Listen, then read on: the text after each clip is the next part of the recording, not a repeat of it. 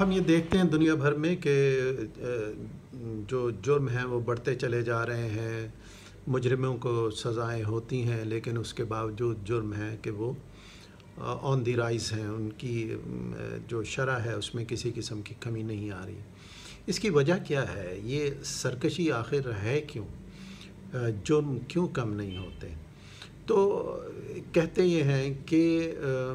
انسان جرم کرنے سے یا کسی بھی شخص کو جرم کرنے سے سزا مانے نہیں ہوتی، یعنی سزا کا خوف اس کو جرم سے نہیں روکتا،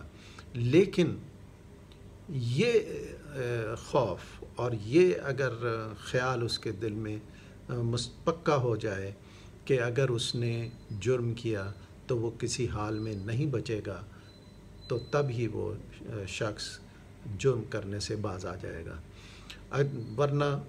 وہ جرم ہوتے چلے جائیں گے۔ وہ کہتے یہ ہیں کہ جو مجرم ہے وہ ناؤ اورینٹڈ ہوتا ہے، اس وقت کو وہ دیکھتا ہے، اسی لیے وہ فیوچر پلاننگ اور فیوچر کے حوالے سے نہیں سوچتا۔ اگر وہ مستقبل کو دیکھے کہ جرم کے بعد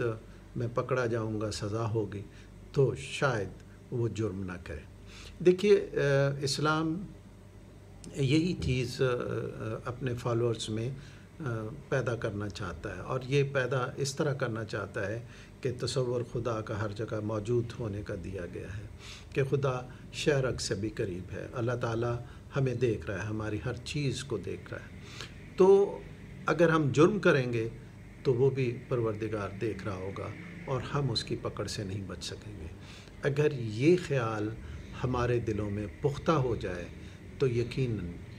جرم کم ہو جائیں گے، جرم کرنے والے پھر جرم نہیں کریں گے، کیونکہ انہیں یہاں دنیا میں بھی پکڑے جانے کا خوف ہوگا کہ میں نے جرم کیا تو میں اس کے نتیجے سے بچ نہیں سکوں گا، اور دوسری طرف مذہبی نقطہ نظر سے بھی وہ رک جائے گا کہ پروردگار دیکھ رہا ہے اور اس کی پکڑ سے میں باہر نہیں جا سکتا۔ اگر یہ دو چیزیں کسی شخص میں پیدا ہو جائیں، پکی ہو جائیں، تو پھر وہ جرم کی راہ پر کبھی بھی اختیار نہیں کرے گا۔